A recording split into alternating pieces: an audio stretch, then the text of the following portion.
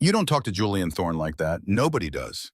He's the man who bankrupted 3 competitors before breakfast and owns half the skyline of Manhattan.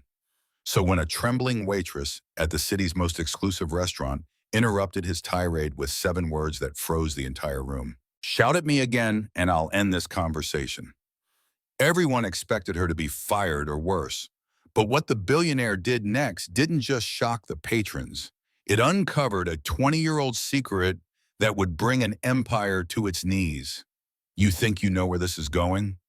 You have no idea. Stay tuned, because this is the story of the night the power balance shifted forever. The silence inside L'Obsidian was usually something you paid for. It was a heavy velvet silence smelling of truffle oil, aged mahogany, and old money. It was the kind of silence where a dropped fork sounded like a gunshot. But tonight, that silence was being shredded by the voice of Julian Thorne. Elena adjusted the collar of her uniform, her fingers trembling slightly. She had been working at L'Obsidian for 6 months, barely keeping her head above water with the rent on her tiny apartment in Queens and the crushing weight of her student loans. She knew the rules. Be invisible, be efficient, be deaf to the conversations of the elite. But Julian Thorne made it impossible to be deaf. He was sitting at table 1, the power booth tucked in the back corner, reserved for royalty and men who thought they were gods. Thorne was the latter. He was handsome in a predatory way, with silver-streaked hair and eyes like chipped flint. Opposite him sat a younger man, sweating profusely in a suit that cost more than Elena made in a year. "I don't care about the regulatory holdups, Marcus," Thorne roared, slamming his hand on the table. The crystal wine glasses jumped. "I told you to bury the Peterson file. Bury it. If the SEC gets wind of the lithium deal before the acquisition is finalized, I will personally ensure you never work in finance again. I will have you managing a toll booth in Jersey." Elena approached cautiously, the heavy bottle of Chateau Margaux 1996 cradled in her arm. She waited for a break in the shouting to refill the glasses. It was standard protocol. Keep the wine flowing, keep the temper manageable. She stepped into the blast zone. "More wine, Mr. Thorne." Julian whipped his head around, his eyes wild with rage. He didn't just look at her. He looked through her. He saw an obstacle, a gnat. "Do I look like I want more wine?" He spat, his voice dripping with venom. "I'm in the middle of saving a $4 billion merger, and you're hovering over me like a vulture. Get away from the table." Elena took a step back, clutching the bottle against her chest. "I apologize, sir. I just thought—" "You thought? You're not paid to think." Julian stood up, his chair screeching against the floor. The entire restaurant went dead silent. Forks paused halfway to mouths. The ambient jazz music seemed to vanish. Julian loomed over her, pointing a finger inches from her nose. "You are paid to pour liquid into a glass and disappear. You are the help. You are nothing. Now get out of my sight before I have your manager throw you out on the street." Elena felt the heat rise in her cheeks. She saw Henry, the floor manager, rushing toward them from the maitre d' stand, his face pale with panic. She saw the pitying looks from the other tables, the socialites and the senators pretending to look away while soaking up the drama. She looked at Julian Thorne. She saw the arrogance, the cruelty, the absolute certainty that he could treat a human being like garbage because his bank account had 9 zeros. Something inside Elena snapped. It wasn't a loud snap. It was the quiet click of a lock turning. She didn't retreat. She didn't apologize again. Instead, she set the $2,000 bottle of wine down on the table with a deliberate, heavy thud. She stood up straight, smoothing her apron, and looked Julian Thorne dead in the eye. "Shout at me again," she said, her voice low but carrying through the silent room like a bell, "and I will end this conversation." Henry, the manager, froze 10 feet away. The man named Marcus looked like he was about to have a heart attack. Julian Thorne blinked. For the first time all night, he was speechless. "Excuse me?" Julian whispered, the danger in his voice rising. "You heard me," Elena said, her voice gaining strength. "I am serving you dinner, Mr. Thorne. I am not your punching bag. I don't care if you're buying the city or selling it. You will speak to me with respect, or you will pour your own wine." Henry finally reached the table, breathless. Mr. Thorne, I am so terribly sorry. She is new. She is Elena. Leave immediately. You're fired. Get out. Henry reached for Elena's arm, but Julian held up a hand. Stop. Julian didn't look at Henry. He was still staring at Elena, studying her face as if she were a complex mathematical equation he couldn't quite solve. The rage in his eyes had shifted into something else. Curiosity, amusement, or something darker? You're warning me? Julian asked softly. A waitress is giving an ultimatum to Julian Thorne. I'm giving an ultimatum to a man who has forgotten his manners, Elena replied, her heart hammering against her ribs like a trapped bird. She knew she was fired. She knew she wouldn't make rent. But at that moment, she didn't care. Julian stared at her for 5 long seconds. Then a slow, terrifying smile spread across his face. He turned to Marcus, the sweating man opposite him. Get out. Marcus blinked. Julian. Get out, Marcus. You're fired. You don't have the spine for this deal anyway. You let me walk all over you for 2 hours. This girl stood up to me in 2 minutes. But the merger, Marcus stammered. Leave. Julian barked. Marcus scrambled up, gathered his briefcase, and practically ran out of the restaurant. Julian turned back to Elena. He gestured to the empty velvet seat opposite him. Sit down, Elena. Sir, Henry squeaked. I said, sit down, Julian commanded, his eyes locked on hers. Andre, bring another glass. The lady is dining with me tonight. Elena sat. The plush velvet booth felt alien against her cheap polyester uniform. She felt the eyes of the entire room boring into her back. At the table to their left, Senator Billings was whispering frantically to his mistress. Henry, hands trembling, placed a crystal glass in front of Elena and poured the Chateau Margaux. He shot Elena a look that promised murder before scurrying away. Drink, Julian said, raising his own glass. Elena didn't touch it. I'm on the clock, Mr. Thorne. Technically, I'm fired. You're not fired until I say you're fired, and I own the building, so I outrank Henry. Julian took a sip, savoring the wine. You have a sharp tongue. Who are you? I'm nobody, Elena said defensively. Just someone trying to pay rent. Nobody speaks like you did unless they have nothing to lose or everything to hide, Julian countered. He leaned in, his predatory gaze analyzing her. I need a replacement for Marcus tonight. Elena laughed, a dry, humorless sound. I'm a waitress, Mr. Thorne. I don't know anything about mergers or lithium deals. Don't lie to me, Julian snapped, though his tone was less angry now, more calculating. I saw your eyes when I mentioned the Peterson file. You flinched. You know what that is? Elena froze. She had hoped he hadn't noticed.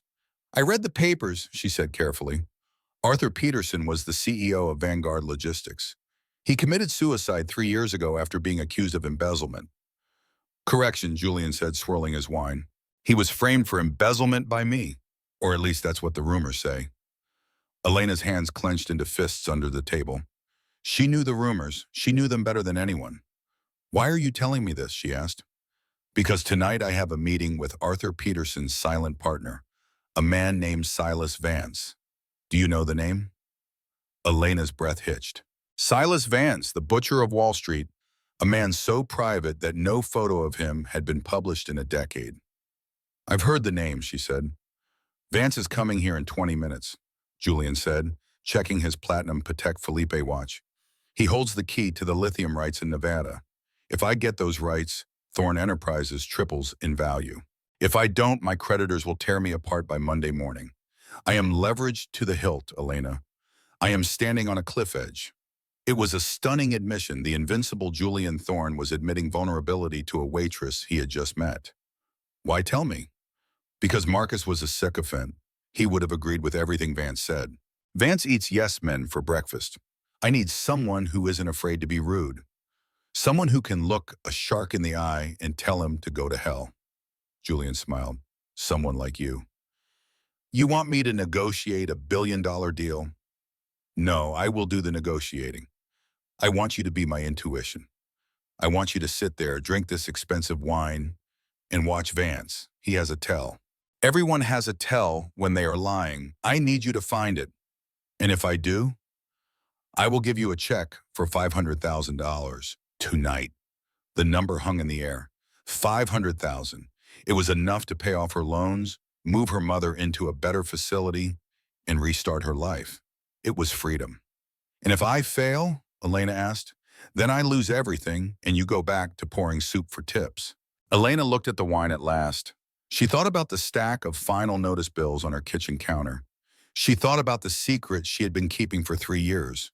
The reason she had dropped out of Yale Law. The reason she was working here in the first place. She wasn't just a waitress. She was Elena Peterson, Arthur Peterson's daughter. She had changed her name after the scandal. After her father jumped from the George Washington Bridge, she had spent 3 years hating Julian Thorne, blaming him for destroying her family. She had taken this job at L'Obsidian specifically because she knew he dined here. She had been waiting for a moment to hurt him. And now he was handing her the weapon. If she helped him, she got the money. But if she sabotaged him, if she fed him the wrong information during the meeting with Vance, she could destroy Julian Thorne once and for all. She could finish what her father started. Elena picked up the glass of wine. She looked Julian in the eye. I'll do it, she said.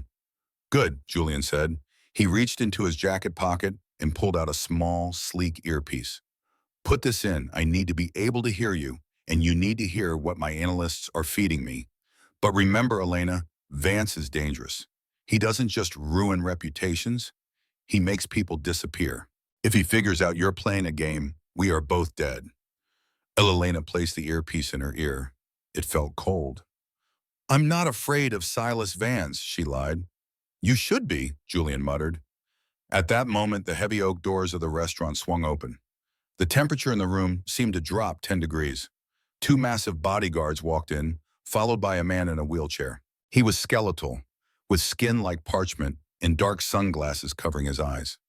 He was pushed by a woman in a red dress who looked like a movie star but had the dead eyes of an assassin.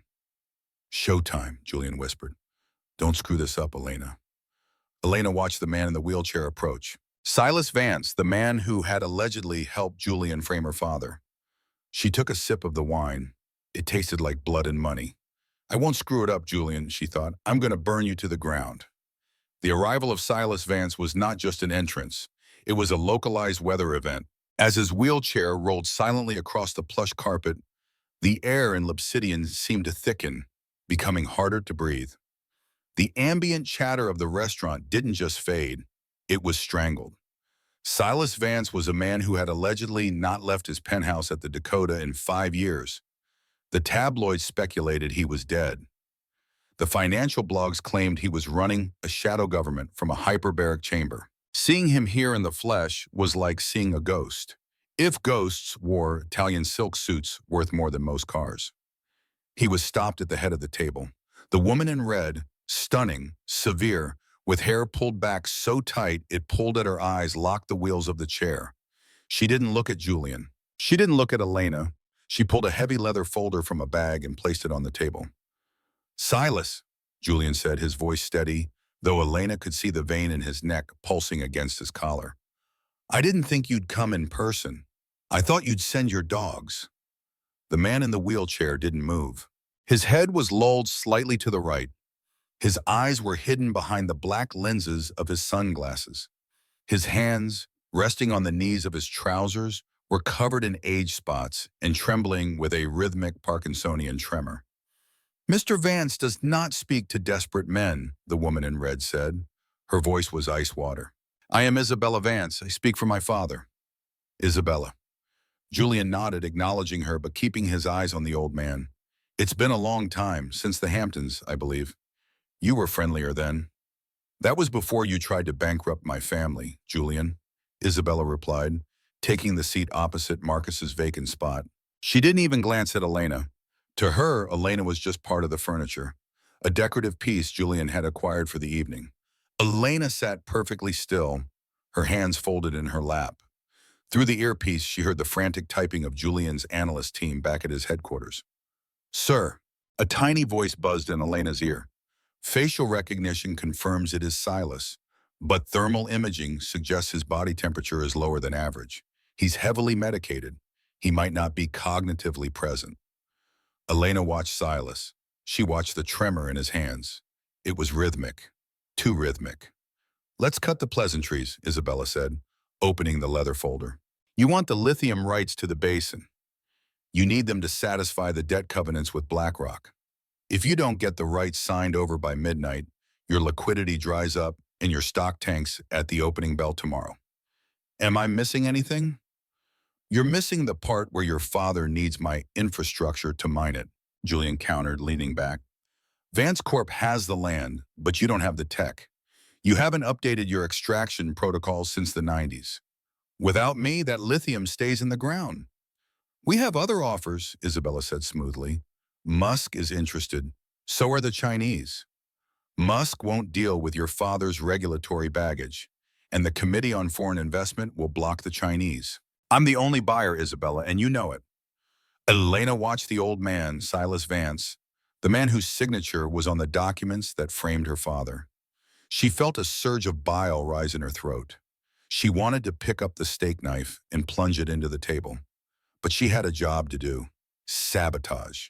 She needed Julian to trust her implicitly so that when the critical moment came, she could guide him off the cliff. The offer on the table is $4 billion, Julian said. Cash and stock. Isabella laughed. It was a cruel, sharp sound. $4 billion for the largest lithium deposit in North America. You're insulting us, Julian. The price is $6 billion, and we want a controlling interest in the joint venture. 60% to Vance Corp. 60%? Julian slammed his hand on the table again. That leaves me with nothing. I need 51% to consolidate the earnings.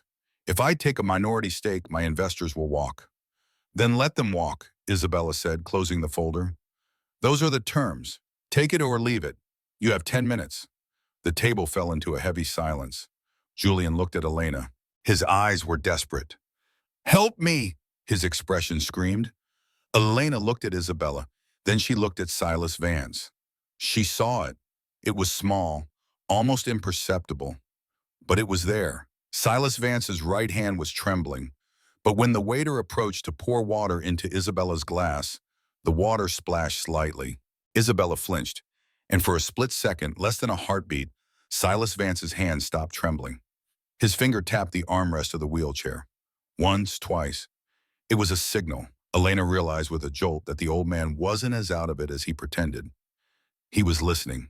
He was directing Isabella, and he was nervous. Why would he be nervous if he held all the cards? Tell me what you see, Julian whispered to Elena, pretending to lean in to check her menu. Elena leaned in close, her lips brushing his ear.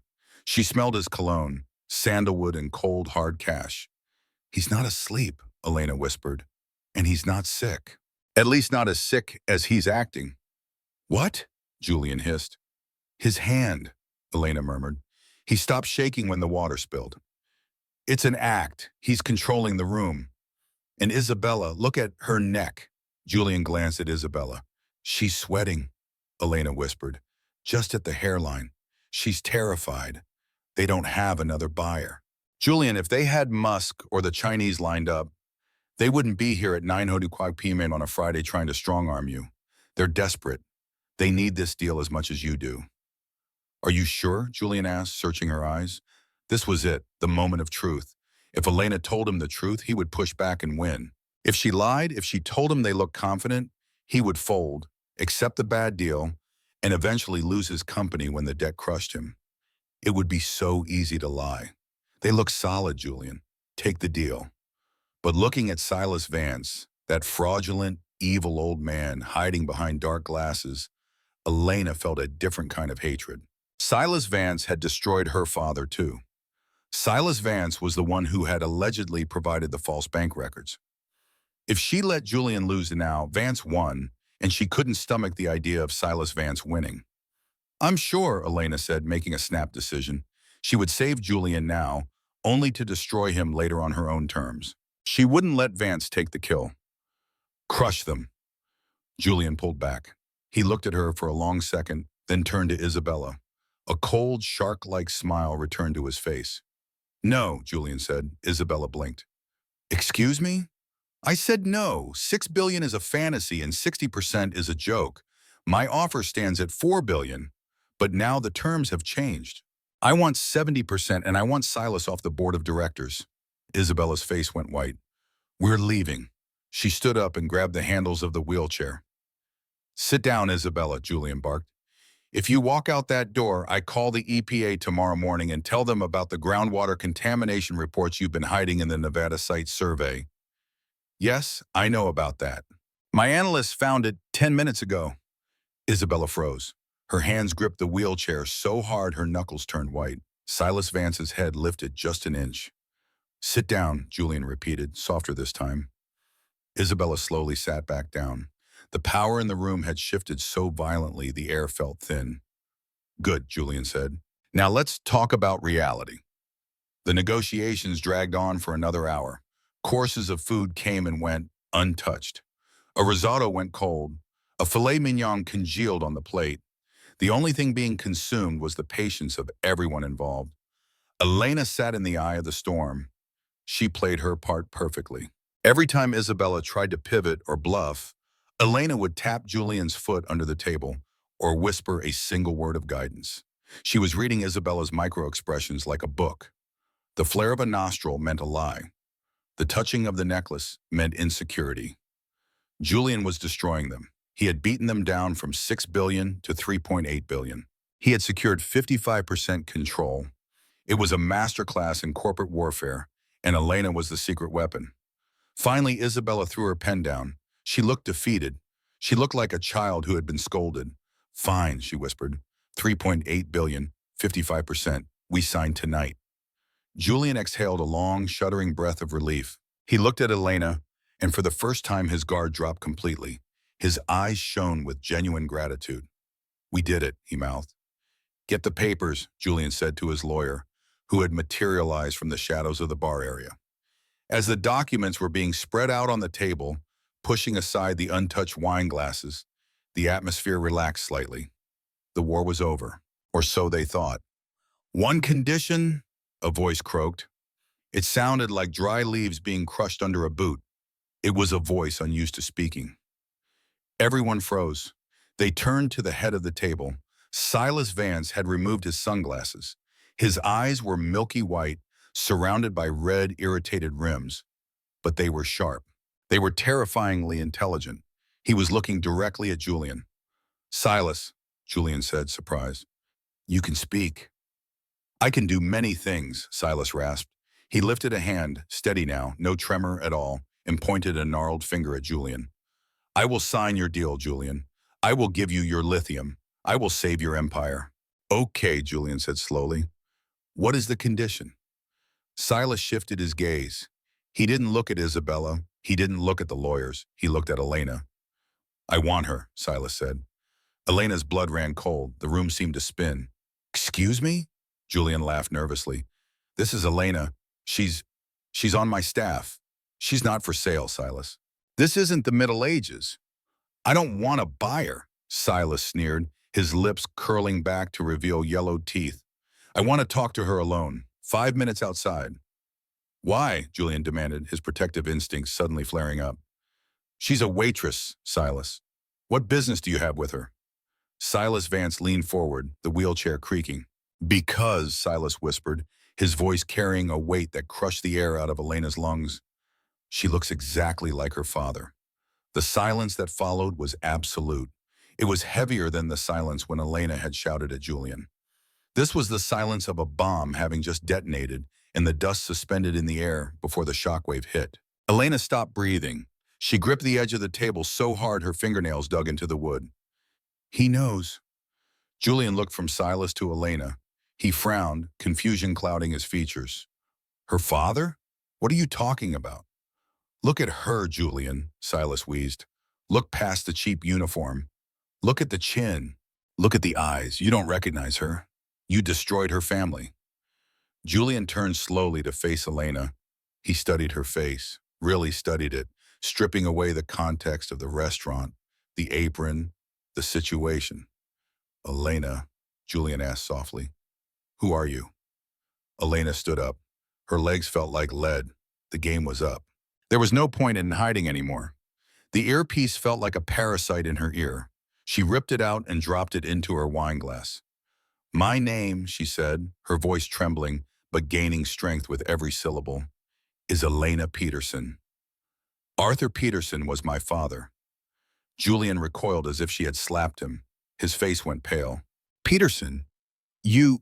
But Arthur's daughter was in law school. She dropped out, Elena said coldly, when you framed her father for embezzlement and drove him to suicide. The money for law school kind of dried up. Julian looked horrified. Elena, I didn't... Save it, she snapped. Well, well, well. Silas Vance cackled, a dry hacking sound. The reunion is complete now. Julian, my condition stands. I want 5 minutes with the girl. If I get it, I sign the deal. If I don't, I burn the papers. And you lose everything by morning. Julian looked at the papers. He looked at his empire, his legacy, hanging by a thread. Then he looked at Elena, the daughter of the man he had ruined, the woman who had just saved his hide. No, Julian said firmly. What? Silas stopped laughing. I said no, Julian said, standing up to his full height. She isn't a bargaining chip. I don't care who her father was. She helped me tonight. I'm not handing her over to you. Then you lose everything, Silas roared, his voice surprisingly strong. Fine, Julian roared back. Keep the lithium, keep the mine. I'll find another way, but you get the hell out of my restaurant. Elena stared at Julian. She was stunned.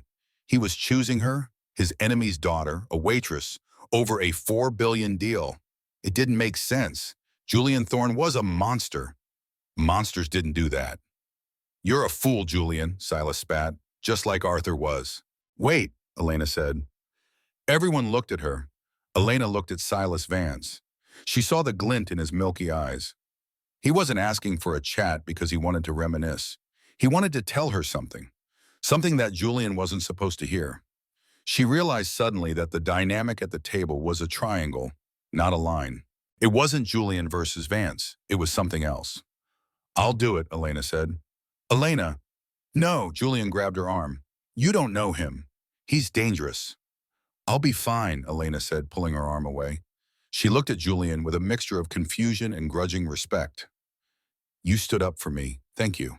But I need to hear what he has to say. She walked around the table. Isabella stood up and unlocked the wheelchair brakes.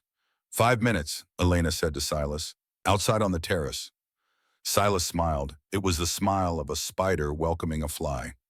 After you, Miss Peterson. Elena walked toward the terrace doors, the heavy glass parting to let in the cool New York night air. Silas rolled behind her, the electric motor of his chair humming. As the doors closed, sealing them off from the restaurant, the noise of the city rushed in. Sirens, honking cars, the hum of life. Elena walked to the railing and looked out at the city lights. She turned to face the old man. Talk, she said. Why did you want to see me? Silas Vance stopped his chair. He reached into his jacket pocket. For a second, Elena thought he was pulling a gun. She tensed, ready to run, but he pulled out a photograph. It was old, battered, and stained with coffee rings. He held it out to her. Elena took it. She moved into the light of a heat lamp to see it. It was a photo of 3 men standing on a yacht, laughing, holding glasses of champagne. On the left was Julian Thorne, young and handsome. In the middle was Silas Vance, standing tall and strong. On the right was her father, Arthur Peterson. They looked like brothers. What is this? Elena asked. The beginning, Silas said, 1998. We started the firm together. The 3 of us. I know my father knew you, Elena said. That's not news. Do you know why your father died, Elena? Silas asked softly. Because Julian framed him, she spat. Because Julian got greedy and planted the evidence of the embezzlement on Arthur's computer. Silas shook his head slowly. No, child. Julian didn't frame your father. Elena froze. What? Julian didn't frame Arthur, Silas whispered, leaning forward, his voice dropping to a conspiratorial hiss. Arthur was guilty. He stole the money, Elena. He stole it to pay off gambling debts to the Russian mob. Liar, Elena shouted. My father was a good man. Your father was a desperate man, Silas corrected. Julian tried to cover it up. He tried to pay the debt himself to save Arthur, but the SEC got wind of it. Julian took the public heat, acted the villain to protect Arthur's reputation, to protect you. Elena felt the ground sway beneath her feet. That's impossible. Julian hates him. He talks about him with such disdain. It's an act, Silas said. Julian Thorne is many things, arrogant, ruthless, ambitious, but he loved your father. He never framed him. He tried to save him. Then why are you telling me this? Elena asked, tears stinging her eyes. Why now? Why ruin your leverage? Silas smiled again. This time it was truly evil. Because, my dear, Silas said, I'm the one who framed him. Elena stopped breathing. I cooked the books, Silas whispered, his face glowing demonically in the red light of the heat lamp. I stole the money, I blamed Arthur. And I let Julian take the fall for being the bad guy while I walked away with the cash. And tonight I'm going to finish the job. Why are you telling me? Elena gasped, backing away toward the railing. Because, Silas said, reaching for a button on the armrest of his wheelchair, no one will ever believe a grief-stricken waitress who accidentally fell off the balcony of a penthouse restaurant. The wheelchair lunged forward with a mechanical whine. The mechanical whine of the wheelchair motor was the sound of a nightmare. It was high-pitched, electric, and relentless. Elena scrambled backward, her heels skidding on the polished limestone of the terrace floor. She hit the railing with a bone-jarring thud. The metal was cold against her back, and behind her there was nothing but a sheer 60-story drop to the grid of Manhattan streets below. Silas Vance didn't look frail anymore. His face was twisted into a mask of pure, unadulterated malice. His hand was jammed down on the joystick of the wheelchair, driving the heavy reinforced footrest directly toward Elena's shins. You should have stayed hidden, little girl, Silas hissed over the wind. You should have changed your name and moved to Idaho. But you had to come back. You had to serve me wine. Get away from me, Elena screamed, grabbing the metal railing with both hands, trying to hoist herself up, trying to find leverage. But the wheelchair was heavy, custom-built, armored, probably weighing 300 pounds. Silas pinned her legs against the bottom of the railing. The metal groaned. The railing shuddered. The railing began to bend outward. Arthur screamed too, Silas taunted, pushing the joystick forward. The torque of the motor pressed harder, crushing Elena's legs. He begged me to stop. He told me he had a daughter. I told him that was his problem, not mine. Elena cried out in pain as the pressure on her shins became unbearable. She looked over her shoulder. The drop was dizzying. The cars looked like toys. If the railing gave way, she would be gone in seconds. He was whispered. Crash. The glass doors to the terrace exploded outward. It wasn't a polite opening. It was a shattering impact. A heavy iron chair from the dining room flew through the glass, sending shards raining down like diamonds. Silas jerked his head around. Julian Thorne came through the broken door like a dark blur. He wasn't the composed Billionaire anymore. He was a force of nature. His jacket was gone, his sleeves rolled up, his eyes burning with a terrifying rage. Get away from her, Julian roared. Silas tried to reverse the wheelchair, his hand fumbling for the controls, but he was too slow. Julian didn't stop running. He lowered his shoulder and slammed into the side of the heavy wheelchair with the force of a linebacker. The impact was sickening. The wheelchair tipped onto two wheels. Silas shrieked, a high, thin sound, as the chair toppled over, spilling the old man onto the hard stone floor. Elena slumped to the ground, gasping for air, clutching her bruised legs. The pressure was gone, but the terror remained. Elena! Julian scrambled over to her, ignoring the glass slicing into his palms. He grabbed her face, his hands shaking. Are you okay? Did he hurt you? He killed my father, Elena sobbed, the adrenaline crash hitting her all at once. He admitted it, Julian. It was him! Julian's face hardened. He looked over at Silas, who was struggling to crawl toward the door like a broken insect. The wheelchair lay on its side, wheels spinning uselessly in the air. I know, Julian whispered. I suspected, but I never had proof. Julian stood up. He walked toward Silas Vance. Silas flipped onto his back, holding up his trembling hands. Stay back. I'll sue you. I'll buy this building and evict you. I am Silas Vance. You're a murderer, Julian said, his voice deadly calm. He reached down, grabbed Silas by the lapels of his expensive suit, and hauled the old man off the ground. Isabella, Silas screamed. Isabella, help me. As if summoned, the woman in the red dress appeared in the shattered doorway. But she wasn't alone. She was holding a silenced pistol. "Put him down, Mr. Thorne," Isabella said. Her voice was steady. She held the gun with professional ease, aimed directly at Julian's chest. Julian froze. He held Silas up as a shield, but the old man was too small to cover him completely. "You won't shoot," Julian said, narrowing his eyes. "Not here, not with witnesses." "There are 50 people inside that restaurant," Isabella said coldly. "They are busy hiding under the tables, and the staff has been encouraged to leave the kitchen." "Drop my father now." Julian hesitated. He looked at Elena, huddled by the railing. If he dropped Silas, Isabella might shoot them both. If he didn't, she would definitely shoot him.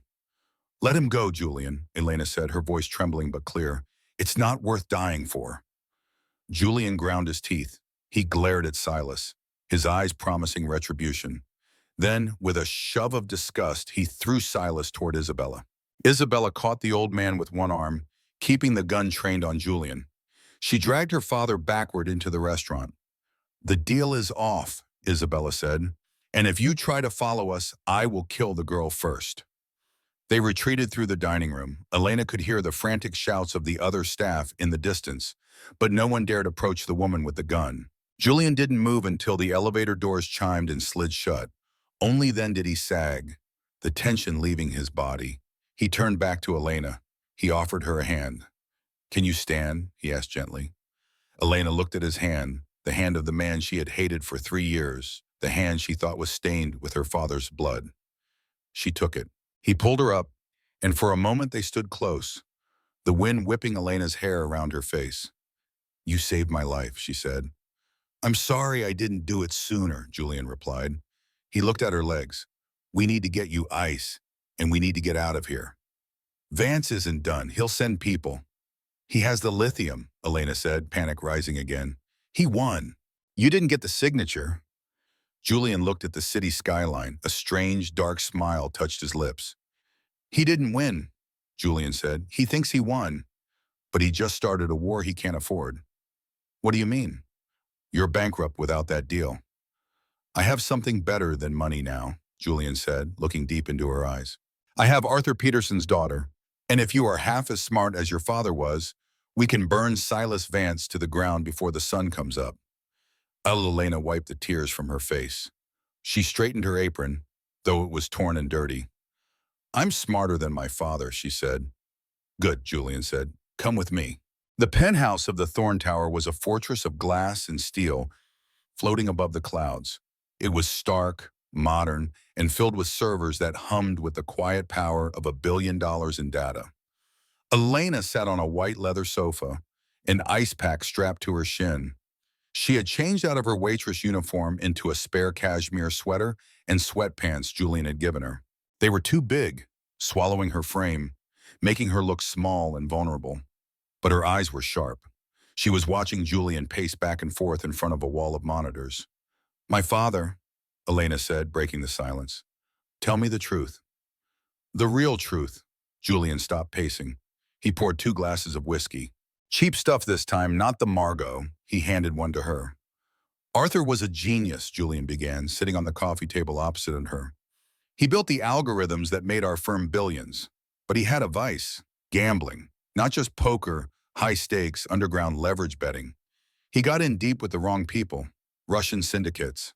Elena gripped the glass. "Silas said he stole from the company." "He did," Julian nodded, "but he didn't do it for greed. He did it to keep them from hurting you. They threatened to kidnap you, Elena. Arthur was terrified. He siphoned $5 million from the accounts to pay them off. And you knew?" "I found out too late. The SEC audits were already flagged. Silas saw an opportunity. He didn't just report the theft. He altered the records to make it look like Arthur had stolen $50 million. Silas took the extra 45 for himself and pinned it all on Arthur." "And you took the blame," Elena whispered. Because Arthur came to me the night before he jumped. He told me everything. He begged me not to let the world know about the Russians. He said if the syndicate knew he had talked, they would come for you, so I made a deal with the devil. I let the world think I was the negligent CEO who let it happen. I fired Arthur publicly to distance him from the firm, hoping the Russians would think the debt died with him. Elena felt a tear roll down her cheek. For 3 years, she had despised the only man who had actually tried to protect her. I hated you, she said. I know, Julian said softly. It was better that way. If you hated me, you stayed away. You stayed safe. But Silas knows now, Elena said. He knows who I am, which means the gloves are off, Julian said. He stood up and walked to the massive server bank. Silas Vance thinks he has me cornered.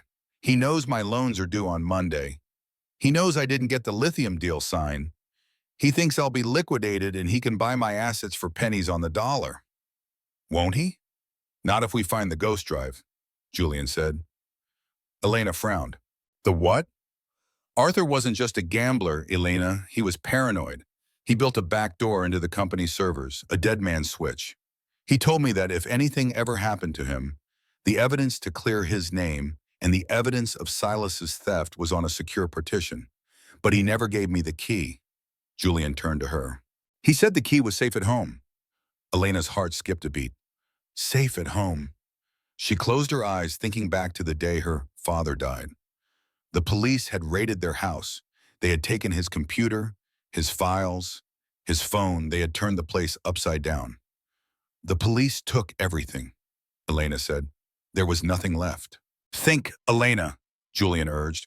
Arthur loved puzzles. He loved hiding things in plain sight. Was there anything he gave you? Anything he insisted you keep? Elena thought. She remembered the funeral. She remembered the empty casket because they hadn't found the body immediately. She remembered the box of personal effects the police had returned a month later. His watch, his wallet, and the chess piece, Elena whispered. Julian froze. What? A white queen, Elena said, her eyes widening. He gave it to me for my birthday, 2 days before he died. It was from an antique set we used to play with. He said, the queen protects the king, Elena. Never forget that. Do you still have it? Julian asked, his voice intense. It's on my keychain, Elena said. I carry it everywhere. She reached for her purse, which she had salvaged from the restaurant. Her hands trembled as she dug through the contents. Lipstick, pens, tips from the night, and there it was, a heavy ivory-carved chess piece attached to a simple silver ring. The White Queen. She held it up. Julian took it from her carefully. He held it under the light. It looks solid, he muttered. He twisted the base. It didn't move. He pulled on the head. Nothing. Maybe it's just a chess piece, Elena said, her hope fading. Arthur didn't do just anything, Julian said.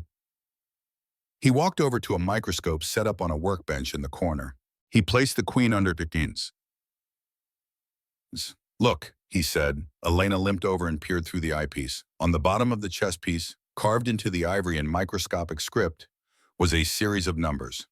1.1982.11168.01 and port 8080 PWD Elena Pernu wins. It's an IP address, Julian said, typing furiously on his keyboard. A local server. But where? Wait, Elena said, pointing at the screen. That IP, that's a local loopback for a specific type of legacy server, the kind Vance Corp still uses for their archive storage. Julian looked at her, impressed. You know servers? I spent 3 years trying to hack your company to find dirt on you, Elena admitted with a sheepish smile. I learned a few things. Julian laughed. It was a genuine, happy sound. Remind me to give you a job in IT if we survive this. He punched in the IP address. A black command prompt appeared on the giant wall screen. Enter password. Julian stepped back. Do the honors. Elena stepped forward. Her fingers hovered over the keyboard. ELENA Ruines. She hit enter. The screen flashed green. Lines of code began to cascade down the monitor like a waterfall. Files, emails, bank transfer records, audio logs. My God, Julian whispered. It's everything. It's the ledger, the real ledger. He pointed to a column of numbers. Look at the dates. These transfers, they go directly from the company accounts to a shell company in the Caymans registered to Silas Vance. It proves he stole the money, Elena said breathlessly. It clears my father. It does more than that, Julian said, a predatory grin returning to his face. Look at the timestamp on the last file. Elena looked. Today, 8:45 p.m. What is that? She asked. That, Julian said, is the geological survey for the Nevada lithium basin, the one Silas tried to hide. He opened the file. A map appeared covered in red warning zones. Critical contamination. Warning, arsenic levels 500% above legal limit. Groundwater unstable. Mining impossible. Julian started laughing. He laughed so hard he had to lean on the desk. The mine is worthless, he gasped. The lithium is there, but you can't extract it without poisoning the water supply of 3 states. The EPA would shut it down in a week. So Silas was selling you a lemon. He was trying to sell me a death sentence, Julian said. If I had signed that deal, I would have paid $4 billion for a pile of dirt that would have resulted in the biggest environmental lawsuit in history. It would have destroyed Thorne Enterprises forever. But you didn't sign, Elena said. No, Julian said, but Isabella thinks I'm desperate. She thinks I'm cornered. He turned to Elena, his eyes blazing with a plan. It's 2 a.m., Julian said. By Monday morning, Silas Vance is going to be in prison. And you, Elena Peterson, are going to be a very rich woman. How? We're going to leak this, Julian said. Not to the press, not yet. To whom? To the buyer Silas mentioned, Julian said. The Chinese and Musk. We're going to send this report anonymously to every potential buyer Silas has. By sunrise, his $6 billion asset will be worth zero. And then, Julian picked up his phone. I'm going to make a call to the district attorney. I think she'll be very interested in the bank records your father saved. Elena looked at the screen, at the cascade of green code that was her father's legacy. He hadn't left her money. He had left her the truth. One more thing, Elena said. What? Isabella, Elena said coldly. She held a gun to you. She tried to kill us. Oh, don't worry, Julian said, dialing a number. I'm not calling the police for Isabella. Who are you calling? I'm calling the Russian syndicate, Julian said, his voice devoid of emotion. It turns out they're still looking for their $5 million. I think I'll tell them exactly where Silas Vance lives. The final battle wasn't fought in a boardroom, but across digital networks. By 6 a.m. Sunday, Elena and Julian had executed their plan. The ghost drive data, the undeniable proof of contamination in the Nevada lithium mine, was leaked anonymously to environmental agencies and rival corporations. Simultaneously, the real accounting ledger and Silas's damning audio confession were delivered to DA Olivia Sterling. At 7 a.m., the financial world began to crumble for one man. Vance Corp's stock was halted, pending an emergency investigation. The environmental catastrophe was now public knowledge, instantly rendering Silas Vance's multi-billion-dollar asset worthless. Julian's firm, Thorne Enterprises, stabilized. His refusal of the deal, once seen as recklessness, was now lauded as strategic foresight, giving his creditors the confidence to extend their deadlines. Julian's final dark move was completed when a brief cryptic confirmation arrived. Silas Vance and his enforcer Isabella were out of the picture, apprehended by the same syndicate Arthur Peterson had feared years ago. The threat to Elena was neutralized, and justice, brutal and swift, was served. At 9 a.m., Elena, now dressed in an expensive professional suit, stood beside Julian in the DA's office. She presented the final evidence that cleared her father's name completely. DA Sterling confirmed that Arthur Peterson would be posthumously exonerated. The real embezzler, Silas Vance, was facing life in prison and total asset forfeiture. That evening, back in the penthouse, Julian handed Elena her contract. $500,000, the full salary of a chief ethics officer, and most importantly, the 30% stake in Thorne Enterprises belonging to the Peterson estate. Elena was now a minority partner. Why go through all this, Julian? Elena asked, still grappling with the years of hatred she had carried. Julian looked out at the city lights. Arthur and I planned for this.